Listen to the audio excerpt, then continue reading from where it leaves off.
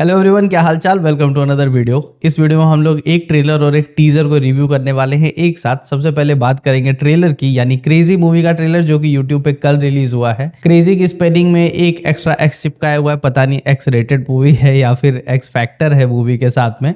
Soham Shah of course X factor साबित होने वाले इस मूवी के लिए, क्योंकि तुम्बाड़ की री रिलीज के बाद में उनकी पॉपुलैरिटी जिस तरीके से ऊपर गई है, मुझे तो यह लगता है कि इस मूवी को एक मौका हर कोई जरूर देना चाहता है, जो कि लोग तुम्बाड़ को ना दे सके थे। मूवी 28 फरवरी को रिलीज होगी और ट्रेलर को देखने के बाद यह समझ में आता है कि भाई यहाँ पे एक बहुत ही डिस्टर्ब्ड बाप है जिसकी बेटी किडनैप हो गई है। मूवी के प्लॉट के बारे में एक इंटरेस्टिंग डिटेल ये भी है कि 60 मिनट्स है उसके पास अपनी बेटी को बचाने के लिए, और अगर वो अपनी बेटी को बचाता है किडनैपर से तो उसे जेल भी जाना पड़ेगा। तो ये कुछ की पॉइंट्स है जो कि ट्रेलर के जरिए हम तक रिलीज हुए हैं, बट आई डोंट थिंक कि मूवी इतनी सिंपल होने वाली है। मूवी के ट्रेलर की सिनेमेटोग्राफी और एडिटिंग के बारे में मैं बात करना चाहता हूँ कि एडिटिंग काफी हद तक ऐसे की गई है कि हमको इंसेप्शन मूवी की याद दिलाता है। अब इंसेप्शन का नाम मैं कॉन्सेप्ट के लिए नहीं लगा रहा, मैं सिर्फ एडिटिंग के लिए लगा रहा हूँ। वही दूसरी तरफ जो सिनेमेटोग्राफी, जो कलर ग्रेडिंग की गई है ना, वो देख करके लगता है कि या तो इसमें अच्छी खासी कॉस्ट कटिंग की गई है और या फिर इस मूवी को काफी पहले शूट किया गया है और बहुत टाइम के बाद में रिलीज किया जा रहा है सही मौका देख करके। आई डोंट थिंक कि ये इतनी सिंपल सी किडनैपिंग स्टोरी होगी अगर सोहम शाह का नाम इसमें जुड़ा हुआ है तो।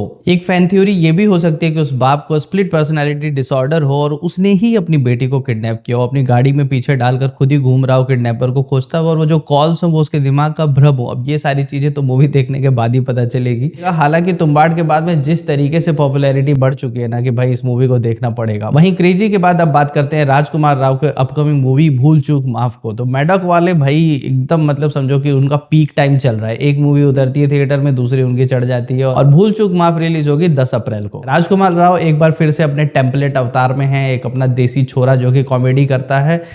पता नहीं कितनी बार राजकुमार राव को मैंने और तुमने स्क्रीन पे सेम इसी टेम्पलेट वाले रोल में देखा हुआ है। राजकुमार राव के साथ में वामिका गब्बी हैं, बिकॉज अभी उनकी भी पॉपुलैरिटी पीक पे चल रही है। मूवी का कॉन्सेप्ट काफी डिफरेंट लगा टीजर को देखने के बाद में। एटलीस्ट बॉलीवुड के स्टैंडर्ड के हिसाब से तो भाई एक ब्रेव स्टेप है।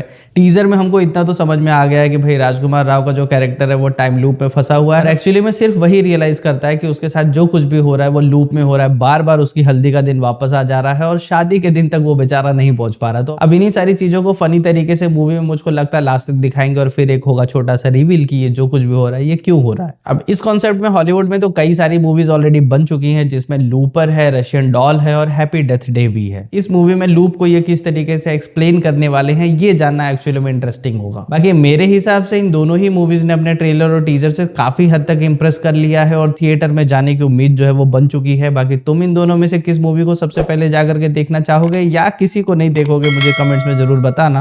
वीडियो को यहां तक देख लिया है तो चैनल को सब्सक्राइब करके जाना। मिलते हैं अगली वीडियो में, बाय बाय।